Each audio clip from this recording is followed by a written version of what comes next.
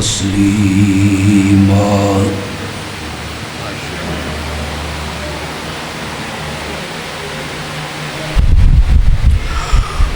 اللہم صلی علی سیدنا و مولانا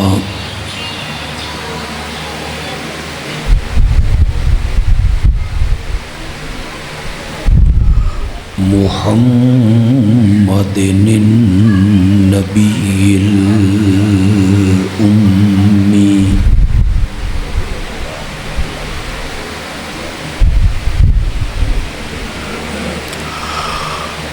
وعلى آلہ وأصحابہ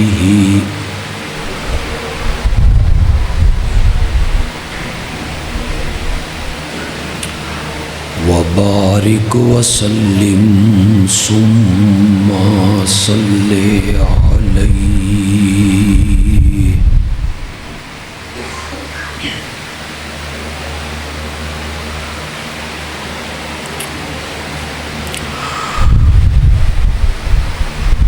آج کے اس پروگرام کا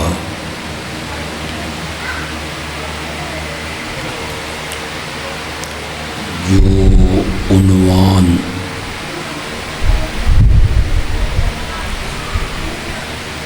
یہاں کے احباب نے تجویز کیا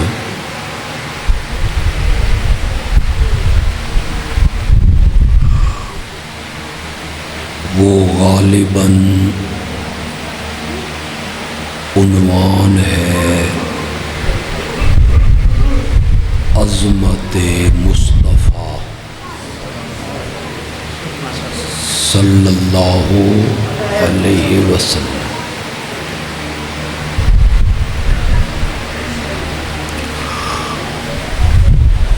مسجد کی افتتاحی تقریب بھی ہے۔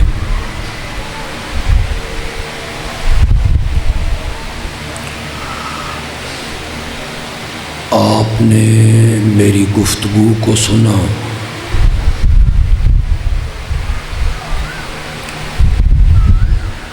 میں مختصر سے وقت میں دونوں عنوانوں پر گفتگو کروں گا۔ بند کرو جی، پکھے نو بند کر دو، پکھا بند کر دو۔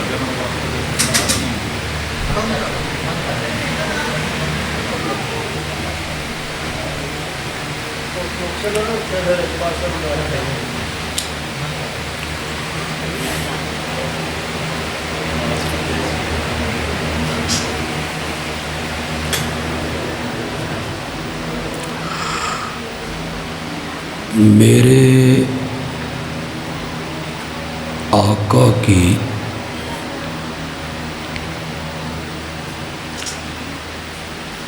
ایک عظمت یہ ہے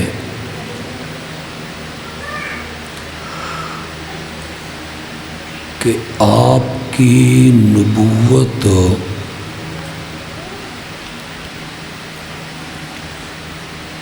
کسی ایک قوم کے لیے نہیں، ایک شہر کے لیے نہیں، ایک وقت کے لیے نہیں، بلکہ آپ کو ساری کائنات کے لیے نبی بنا کے بھیجا گیا۔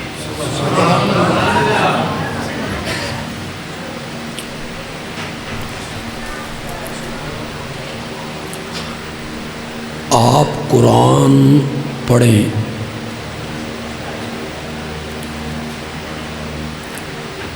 ہر نبی ایک قوم کے لیے آیا،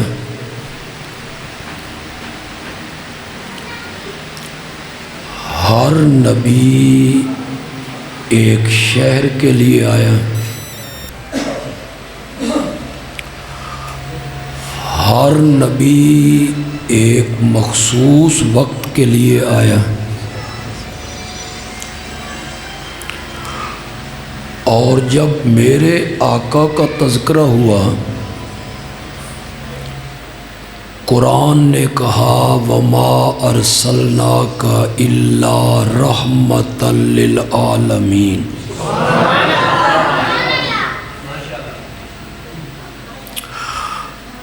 وما ارسلناک الا کافۃ للناس بشیرا ونذیرا۔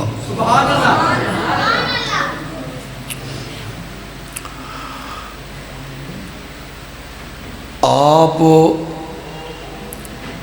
جس طرح صحابہ کے نبی تھے اسی طرح آپ ہمارے بھی نبی۔ سمجھ آ رہی آپ؟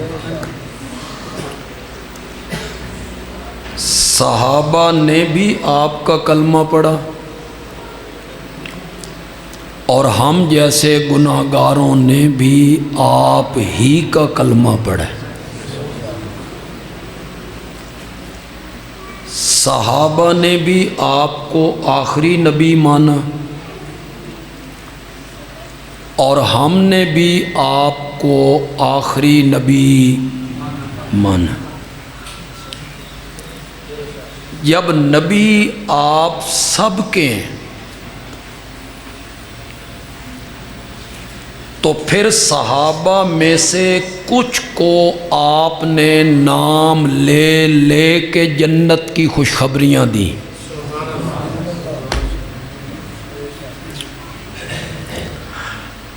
بشارتیں دی ہیں، پروانے بانٹے ہیں۔ ابو بکر انت فی الجنہ، عمر انت فی الجنہ، عثمان انت فی الجنہ، علی انت فی الجنہ، طلحہ انت فی الجنہ، زبیر انت فی الجنہ، عبد الرحمن ابن عوف انت فی الجنہ۔ صحابہ میں سے کچھ کو آپ نے نام لے لے کے جنت کی خوشخبریاں دیں، بشارتیں دیں۔ صبح کی نماز پڑھا کے مقتدیوں کی طرف منہ کر کے میرے آقا نے فرمایا میں آج رات خواب میں جنت میں پہنچا،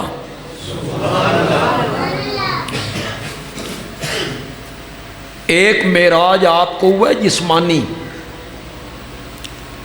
اسی جسم کے ساتھ جاگتے ہوئے، وہ صرف ایک مرتبہ ہوا ہے۔ روحانی معراج آپ کو کئی مرتبہ ہوئے۔ آپ نے فرمایا جب میں جنت کے دروازے پہ پہنچا تو میں نے دیکھا کہ جنت کے 8 دروازے ہیں۔ باب الصلاۃ، باب الزکوٰۃ، باب الصدقہ، باب الجہاد، باب الحج۔ جانا تو ایک ہی دروازے سے ہے، لیکن جس آدمی کا ذوق جس طرف زیادہ ہوگا نا، اللہ اس بندے کو اس دروازے سے داخل کریں گے۔ مثلا نفل پڑھنے کا ایک بندے کو بڑا شوق ہے، اللہ کہیں گے بھائی باب الصلاۃ سے چلا جائے۔ ایک بندہ خیرات زیادہ کرتا ہے، تو باب الزکوٰۃ سے چلا جائے۔ ایک بندے نے جہاد میں زندگی گزاری، اللہ اسے کہیں گے تو باب 8 دروازے ہیں جنت کے۔ آپ نے فرمایا پھر میری امت کا ایک آدمی آیا جس کے لیے جنت کے 8 دروازے کھل گئے، اور ہر دروازے نے کہا آپ مجھ میں سے داخل ہوں، یہ شرف مجھے بخشیں کہ آپ مجھ میں داخل ہو کر جنت میں پہنچے۔ آپ نے جب یہ بات سنا لی تو حضرت سیدنا صدیق اکبر رضی اللہ تعالیٰ عنہ نے پوچھا یا رسول اللہ من ہوا؟ وہ خوش نصیب کون ہے کہ وہ جنت کے دروازے پہ آئے تو 8 دروازے کھل جائیں؟ میرے آقا نے فرمایا ابو بکر تیرے سوا کون ہو سکتا ہے؟ یہ میرے نبی نے انہیں جنت کی کیا دی؟ بشارت۔ بس سنتے چلے آئیں، میں نے آخر میں نتیجہ آ کے بڑا خوبصورت نکالنا ہے۔ آپ نے فرمایا میں معراج والی رات جب جنت میں پہنچا نا تو مجھے جنت میں کچھ مکان دکھائے گئے۔ ایک مکان بہت خوبصورت مجھے نظر آیا جو ایک موتی کا بنا ہوا تھا۔ میں نے جبریل امین سے پوچھا یہ کس کا مکان ہے؟ اس نے کہا ایک قریشی جوان کا۔ میں نے کہا میں قریشی بھی ہوں تو میرا مکان ہوگا؟ میں نے کہا جبریل ایک طرف ہٹ، میں اندر جا کے دیکھنا چاہتا ہوں اے مکان اندروں بھی ایڈا ہی سونا ہے جیسے یہ باہر سے نظر آ رہا ہے۔ تو جبریل امین نے کہا مہما یا رسول اللہ، ٹھہریے، یہ آپ کا مکان نہیں ہے، یہ خطاب کے بیٹے عمر کا مکان ہے۔ اب میرے نبی نے انہیں جنت کی کیا دی؟ خوشخبری دی۔ حضرت عثمان رضی اللہ تعالیٰ عنہ کے متعلق فرمایا لِكُلِّ نَبِيٍّ رَفِيقٌ وَرَفِيقِي فِي الْجَنَّةِ عثمان۔ ہر نبی کا ایک دوست ہوتا ہے اور جنت میں میرا دوست عثمان ہوگا۔ یہ خوشخبری ہو گئی۔ سیدنا علی ابن ابی طالب رضی اللہ تعالیٰ عنہ کا تذکرہ ہوا تو آپ نے فرمایا انت ولی فی الدنیا والآخرہ، علی تو دنیا میں بھی میرا دوست ہے، تو آخرت میں بھی میرا دوست ہے۔ یہ حضرت علی کو بشارت مل۔ میں کتنے تذکرے کرتا چلا جائے، کتنے تذکرے کرتا چلا جائے۔ جو لوگ میرے نبی کے سامنے تھے وہ پروانے وصول کر رہے ہیں۔ میرے آقا خطبہ دے رہے ہیں، خطبہ دیتے ہوئے میرے آقا نے فرمایا میری امت کے 70,000 بندے ہیں جو بغیر حساب کتاب کے جنت میں جائیں۔ ان سے اللہ کوئی حساب کتاب نہیں کرے۔ یہ 70,000 کا جو لفظ ہے یہ کوئی معین عدد نہیں نا، یہ کثرت سے کنایہ ہے، یعنی بہت سارے لوگ۔ آپ تھوڑا سا آگے آ جائیں، یہ اٹھ رہے ہیں آپ آگے آ جائیں یار، قریب آئیں، تھوڑا جا ماحول بناؤ یار۔ یہ 70,000 کا جو لفظ ہے یہ معین عدد نہیں کہ گن کے 70,000 نہ، کثرت سے کنایہ ہے۔ میرے آقا نے فرمایا یہ 70,000 جو جنت میں بغیر حساب کتاب کے جائیں گے نا، ان میں سے ہر ایک کے ساتھ پھر 70,000۔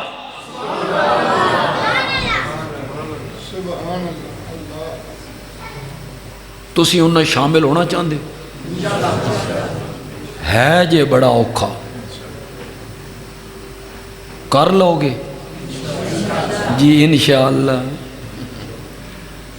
میرے آقا نے فرمایا وہ بیمار پڑیں گے تو علاج نہیں کروائیں گے، توکلت علی اللہ۔ بیمار پڑیں گے تو جھاڑ پھونک انہاں دے پچھوں نہیں بھجن گے، جھاڑ پھونک کے پیچھے نہیں بھاگیں گے۔ بیمار پڑیں گے تو علاج نہیں کروائیں گے، ہے بڑا مشکل کام، لیکن میرے آقا کی خوشخبری ہے۔ میرے آقا نے جب یہ خوشخبری دی نا، ایک صحابی کھڑا ہوا، اس کا نام تھا عکاشہ۔ اس نے کہا یا رسول اللہ دعا کر دیو اللہ من ان چو کر دے وے۔ آپ نے فرمایا تو ان میں سے ہو گیا۔ اب عکاشہ کو خوشخبری مل گئی۔ ایک صحابی ادھر سے کھڑا ہوا، اس نے کہا جی میرے واسطے بھی دعا کرو۔ آپ نے فرمایا سابقہ کا بہا اکاشا، اکاشا سبقت لے گیا، اکاشا نے یہاں سے مطالبہ کیا تھا، تو اس نو ویکھ کے بول پیا، تو نے اس کو دیکھا ہے تو پھر تم بھی بول پڑے ہو، اس نے یہاں سے مطالبہ کیا۔ کہنا میں یہ چاہتا ہوں کہ میرے آقا نے صحابہ کو جنت کی کیا دی؟ قرآن نے دی۔ وہ قرآن ہماری کتاب بھی تو ہے نا بھائی، قرآن نے دی۔ والسابقون الاولون من المہاجرین والانصار والذین اتبعوہم بإحسان رضی اللہ عنہم ورضوا عنہ۔ ذرا میرے ساتھ ترجمہ کیجئے۔ والسابقون الاولون، سبقت کرنے والے پہلے من المہاجرین، کون؟ والانصار، رہ گیا کوئی؟ جو رہ گیا اس کو بعد میں ذکر کیا۔ والذین اتبعوہم بإحسان، اور جنہوں نے ان مہاجرین و انصار کی پیروی کی، رضی اللہ عنہم، اللہ ان سے کیا ہو گیا؟ وہ اللہ سے کیا ہو گئے؟ اعد لہم جنات تجری تحتہا الانہار۔ میرا سونا پیغمبر اساں تا جنت سجائی تیرے یاراں واسطے ہے۔ اللہ ان سے راضی ہو۔ بس ایک بات موضوع سے تھوڑا سا ہٹ کے کروں گا۔ یہ جو صحابہ پہ تنقید کرنے والے لوگ ہیں اور اپنے آپ کو اہل سنت کہلاتے ہیں، وہ کہتے ہیں ہم سنی ہیں، اور حضرت معاویہ پہ کیا کرتے ہیں؟ تنقید کرتے ہیں۔ دوسرے صحابہ پہ کیا کرتے ہیں؟ تنقید کرتے ہیں، ان کی غلطیاں گنواتے ہیں، غلطیاں، انہوں نے یہ غلطی کی، یہ غلطی کی، یہ غلطی کی، یہ غلطی کی۔ ان کے متعلق بس ایک جملہ کہنا چاہتا ہوں، میرا حساب کتاب حالے ہونا۔ مجھ سے پہلے جو خطیب صاحب یہاں تقریر کر کے گئے نا، انہاں دا بھی حساب کتاب حالے ہیں۔ بریلوی علماء، دیوبندی علماء، اہل حدیث علماء، بزرگان دین، پیر، فقیر، ولی اللہ، مفسر، محدث، مفتی، فقی، ساریاں دا حساب کتاب حالے ہونا، مرن تو بعد ہونا۔ اللہ راضی یا نہیں راضی، جنت یا نہیں جنت، تیرا میرا حساب ابھی ہونا ہے۔ پاگل آدمی جن پہ تو تنقید کرتا پھرتا ہے نا، انہاں دا حساب کتاب ہو چکے ہے۔ ان کے لیے رضا کی سند، ان کے لیے جنت کا وعدہ۔ میاں تو اپنی نہ بیڑ، میں اپنی نہ بیڑوں، بھئی میرے نال کی بڑھنا۔ تنقید ان پہ کر رہا ہے جن کے ہاتھ میں میرے رب نے جنت کے پروانے دیے تھے۔ تو صحابہ کو جنت کی کیا دیں؟ زور سے بولو۔ بلال کون سا عمل کرتے ہو؟ میں معراج والی رات آسمانوں پہ گیا تو جنت میں نے تیرے قدموں کی آہٹ اپنے سامنے سنی تھی۔ یہ بلال کو بشارت ہو گئی، کئیوں کو نام لے کے ہو گئی، مہاجرین کو بھی ہو گئی، انصار کی بھی ہو گئی۔ سوال میرا یہ ہے، جس طرح میرا نبی صحابہ کا نبی تھا، اسی طرح میرا بھی تو نبی ہے۔ صحابہ نے ان کا کلمہ پڑھا ہے تو میں نے بھی ان کا کلمہ پڑھا ہے۔ صحابہ نے ان کو نبی مانا، میں نے بھی ان کو نبی مانا۔ انہیں جنت کی بشارتیں دی نام لے لے کے، مجھے کیا دی؟ آپ کو کیا دی؟ آپ بھی تو ان کے امتی ہیں، آپ نے بھی تو ان کا کلمہ پڑھا ہے، نبی مانا ہے، تو انہیں جنت کی بشارتیں مل رہی ہیں، نام لے لے کے مل رہی ہیں۔ کلمہ تو ہم نے بھی آپ کا پڑھا ہے، ہمیں آپ نے کیا دیا؟ بس اسی پہ بات کرنا چاہتا ہوں اور دوسرے موضوع پہ آ جاؤں گا۔ ہم چونکہ سامنے نہیں تھے،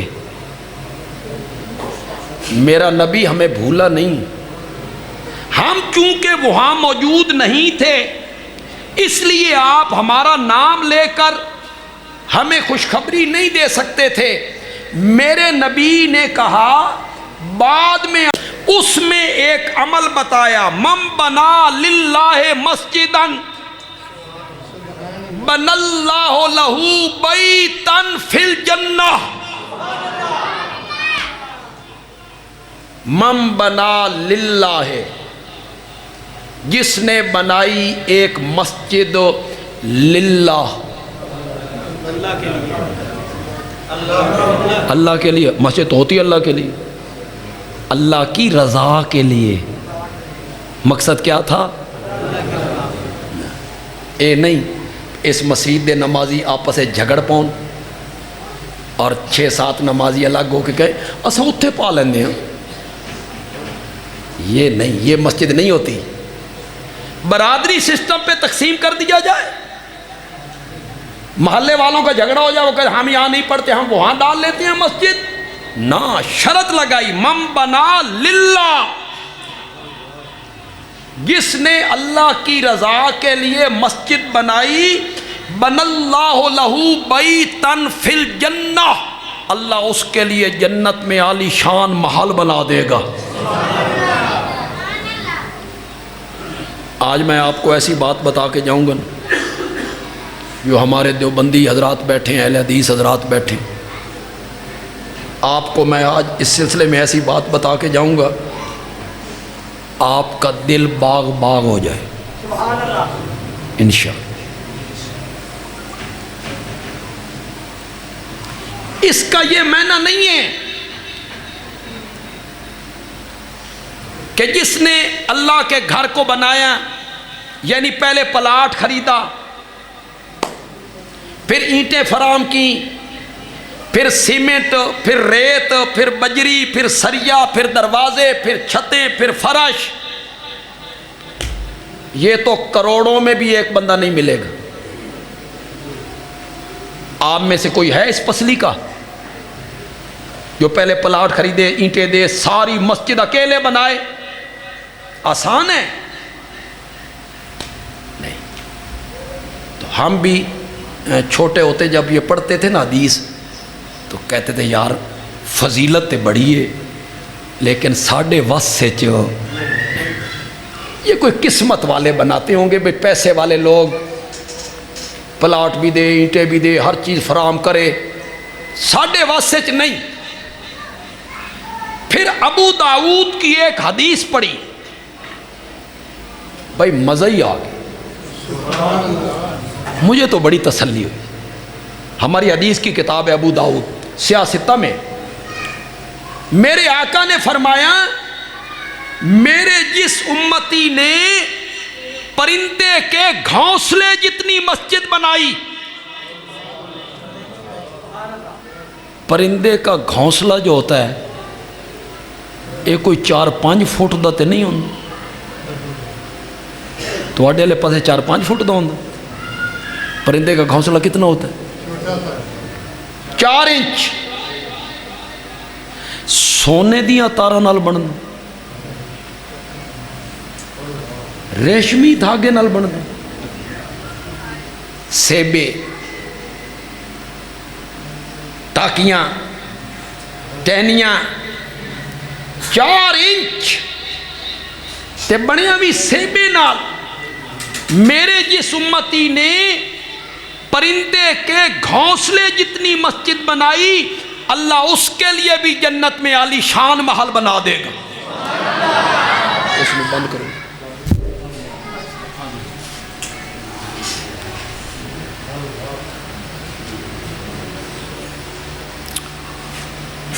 چھوٹی سی مسجد بنے،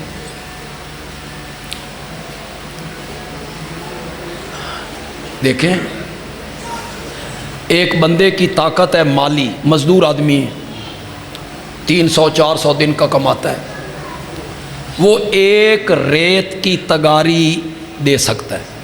اس بیچارے کی طاقت اتنی.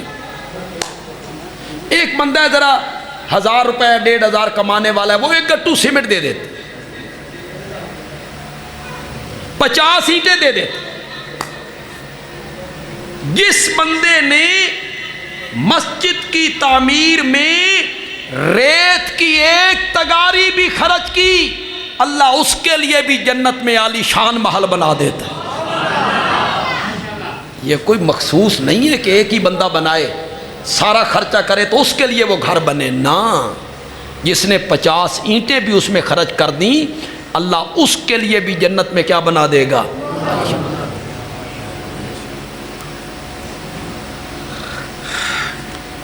یہ جو مسجد ہوتی ہے, یہ نئی مسجد بنی ہے, توحید و سنت کا مرکز ہے انشاءاللہ. یہ مسجد جو ہے یہ کس کا گھر ہے جی؟ زور سے بولو یار. میں کہہ رہا ہوں یا آپ کہہ رہے ہیں؟ اللہ کا قرآن کہہ رہا ہے ان المساجد للہ فلا تدعوا مع اللہ احدا. مسجدیں جو ہیں نا للہ, کس کے لیے؟ زور سے بولو, زور سے بولو. مسجدیں کس کا گھر ہیں؟ فلا تدعوا مع اللہ احدا, اللہ کے ساتھ کسی اور کو مت پکارو. بچہ بیٹھ جا یار, بیٹھ جاؤ یار, یا آنکھوں تے میں ختم کر دیں. اب یہ کوئی من مجمع ہی جو لگتا پیا جنہوں نے سمجھ نہیں آ رہی میری گل. ان المساجد للہ, مسجدیں کس کا گھر ہیں؟ پھر آگے اللہ نے کیا کہا؟ اللہ کے ساتھ کسی اور کو مت پکارو. ہر جگہ پہ اللہ ہی کو پکارو, لیکن مسجدیں تو اللہ کا گھر ہیں, اس میں بیٹھ کے پکار کرنی ہے تو صرف کس کی پکار کرنی ہے؟ اور یہ کوئی انوکھی بات نہیں. گھر ہو میرا, گھر ہو محمد اسلم کا, اور محمد اسلم کے گھر کے باہر ایک بندہ آئے اور بیل پہ ہاتھ رکھے اور کہے عبداللہ صاحب باہر آؤ. گھر کس کا تھا؟ اسلم کا. یہ آواز کس کو لگا رہا ہے؟ اسلم باہر نکل کے کیا کرے گا؟ اسلم باہر نکل کے کہے گا عقل نو ہاتھ مار, اے میرا گھر ہے, میرے گھر دے دروازے تے آواز لانی ہی تا میرے نا دی لا. مجھے اگلی بات نہ کہنی پڑتی تو پھر مزہ تھا, لیکن تسی حالے بہت پیچھے ہو. اے میرا گھر ہے. اسلم کہتا ہے یہ میرا گھر ہے, میرا گھر ہے, میرے گھر دے دروازے تے آواز لانی ہی نا تا میرے نا دی لا. اللہ کہتی ہیں مسجدیں میرا گھر ہیں, اس میں پکار کرنی ہے تو میری پکار کرنی. گھر ہووے میرا تے پکار ہو رہی, غیر اللہ کو پکارا جائے, کسی اور کو آواز لگائی جائے نہیں. ان المساجد للہ فلا تدعوا مع اللہ احدا. یہ عربی زبان ہے. یہ میں نے جو پہلا معنی کیا, یہ میں نے مسجد کی جمع بنا کے کیا. مساجد جمع کس کی ہے؟ مسجد, مسجدیں. لیکن چونکہ عربی زبان ہے, بڑی فصیح زبان ہے, بڑی بلیغ زبان ہے, بڑی وسعت والی زبان, اور بڑی خوبصورت زبان ہے, میرے نبی کی زبان.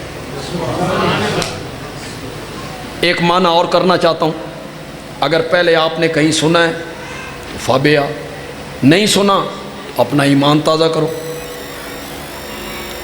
ان المساجد للہ, سجدے والی جگہ میری ہیں. پتہ نہیں سمجھو کہ نہیں سمجھو. اب میں نے مساجد کا کہا, میں نے کیا سجدے والی جگہ. سجدے والی جگہ کون ہے؟ زمین. وہ پہاڑی زمین ہو میری ہے، ریتلی زمین ہو میری ہے، جنگل کی زمین ہو میری ہے، ریگستان ہو زمین میری ہے، زمین میری ہے، میری ہے۔ ان المساجد للہ، میری زمین پہ سجدہ کرنا ہے نا تو میرے سامنے کرنا ہے، میرے تو سوا کسی اور دا سجدہ کرنا ہی نا، میری زمین تو باہر نکل کے کر، میری زمین تے سجدہ کرنا ہی تے پھر میرا سجدہ کر۔ ان المساجد للہ، سجدے کے لائق صرف کس کی ذات ہے؟ اللہ کے سوا کسی کا سجدہ۔ عام میں پڑھے لکھے لوگ بھی موجود ہیں، نوجوان بھی، سکول کالج کے تعلیم یافتہ بچے بھی۔ میرا اپنا ایک تجزیہ ہے، وہ تجزیہ میں آپ کے سامنے رکھ دیتا ہوں، آپ کو اختلاف کرنے کا بھی حق حاصل۔ کوئی ضروری نہیں کہ آپ میرے تجزیے کو مان لیں، نہیں، کوئی ضروری نہیں۔ آپ کہیں نہیں جی تیرے تجزیے نال سان اتفاق نہیں، آپ کو اختلاف کرنے کا پورا حق ہے۔ اتفاق کریں گے تو آپ کی سبحان اللہ بتا دے گی کہ آپ کو میرے ساتھ اتفاق ہے۔ میرا تجزیہ یہ ہے کہ اس پیشانی کو اللہ کے سوا کسی اور کے سامنے جھکانا انسانیت کی تذلیل ہے، انسانیت کی تذلیل ہے۔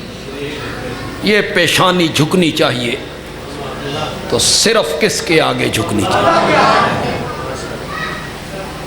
میرا ایک اور تجزیہ بھی، اس سے بھی آپ اختلاف کر سکتے، اتفاق کر لیں تو آپ کی سبحان اللہ بتائے گی کہ آپ نے میرے تجزیے سے اتفاق کی، اختلاف کا آپ کو حق حاصل ہے۔ میرا جو دین ہے نا، جس کا نام ہے اسلام، میرا جو مذہب ہے، میرا جو دین ہے دین اسلام، اور میری جو شریعت ہے شریعت محمدیہ، میرا خیال یہ ہے کہ میرے دین اسلام کی سب سے بڑی خوبی یہی ہے کہ وہ لوگوں کی پیشانیاں در در سے ہٹا کے ایک کے دروازے پہ جھکا دیتا ہے۔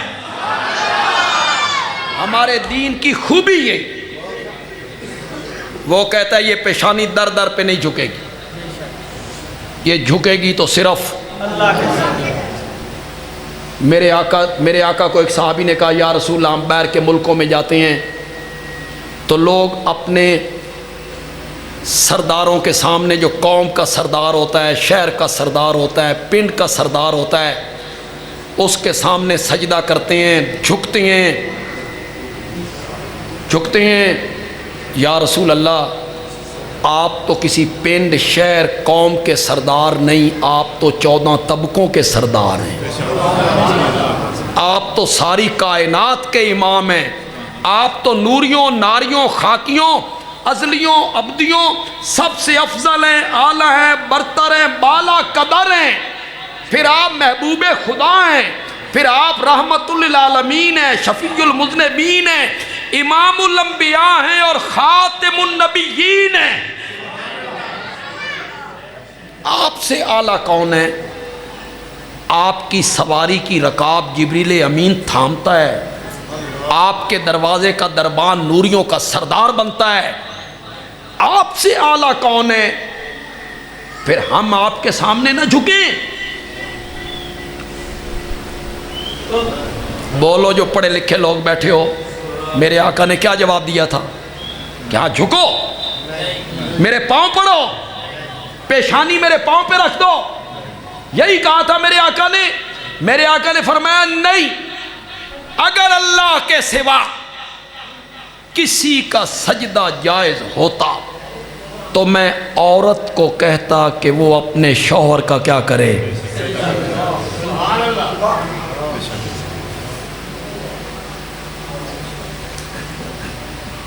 ذوق تو اڈا تے ہے کوئی نہیں، لیکن مجھے تھوڑا سا خطابت کا ذوق ہے، وہ میں کھلوڑ نہیں پہ دینا۔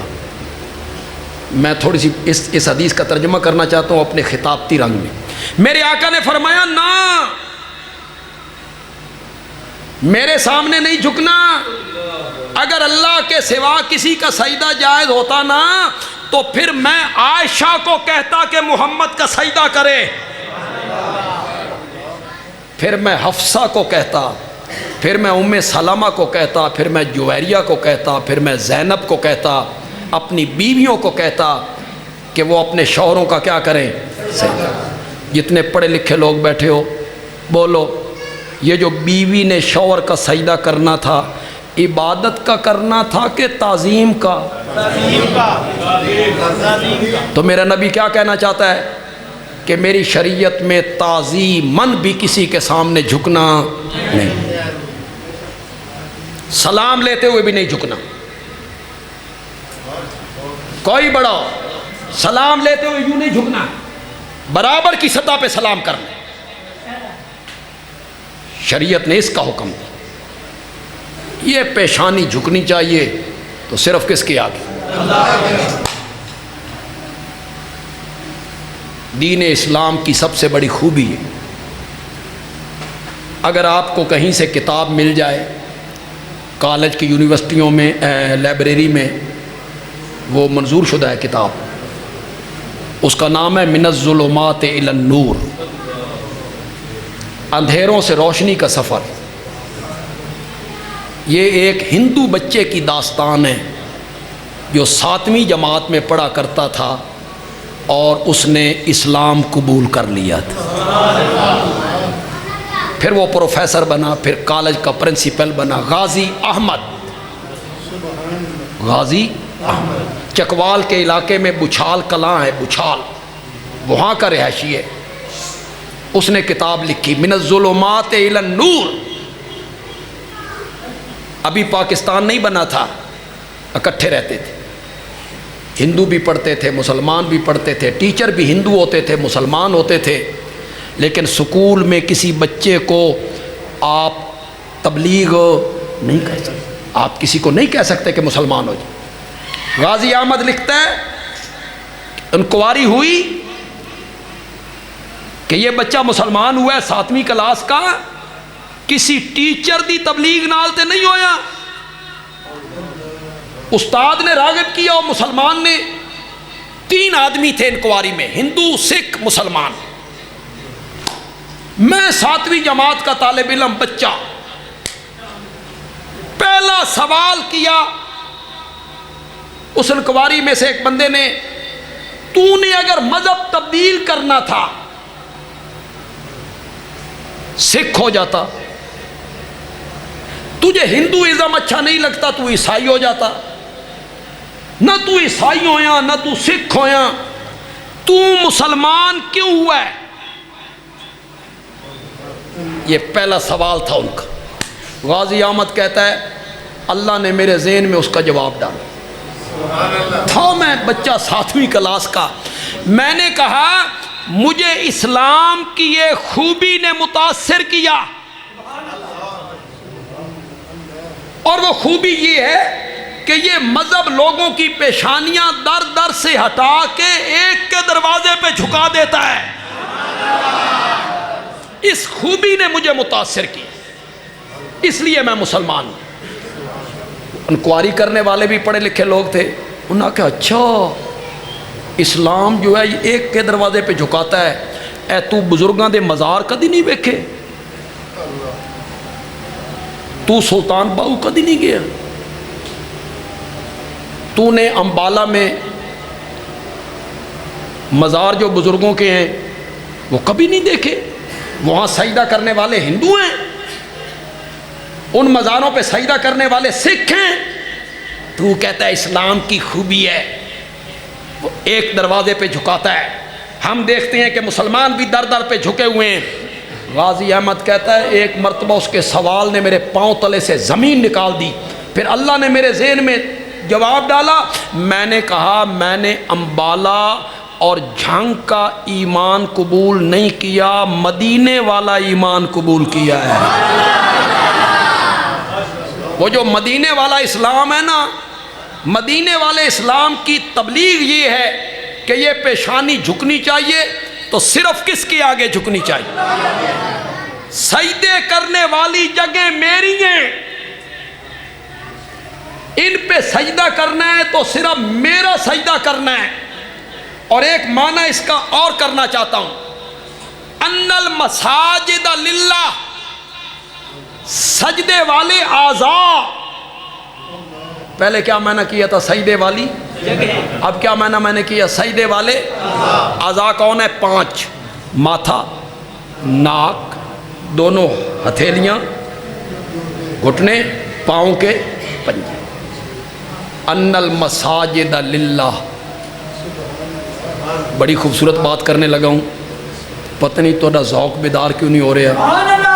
اللہ کہتے ہیں یہ جو سجدے والی جگہ ہیں نا، یہ میری ہیں۔ یہ ماتھا میں نے بنایا ہے، یہ ناک میں نے بنایا ہے، یہ ہتھیلیاں میں نے بنائی ہیں، یہ گھٹنے میں نے بنائے ہیں۔ یہ جو سجدے والے اعضاء ہیں نا، جن اعضاء پہ سجدہ ہوتا ہے، یہ سارے اعضاء میرے بنائے ہوئے ہیں۔ نمک حلالی بانا تے میرے بڑھائے اعضاء جھکانے نہیں تو میرے سامنے جھکایا گا۔ یہ ماتھا جھکنا چاہیے تو میرے آگے جھکنا چاہیے، یہ ناک رگڑنا چاہیے تو میرے سامنے رگڑنا چاہیے۔ ان المساجد للہ، مسجدیں جو ہیں نا، یہ کس کا گھر ہے؟ جب گھر اللہ کا ہے تو پھر ان مسجدوں میں پکار بھی کس کی ہونی چاہیے؟ اللہ تعالیٰ عمل کی توفیق عطا فرمائے۔ الحمدللہ رب العالمین والصلاة والسلام علی سید الانبیاء والمرسلین وعلی آلہ وصحبہ اجمعین۔ ربنا آتنا فی الدنیا حسنہ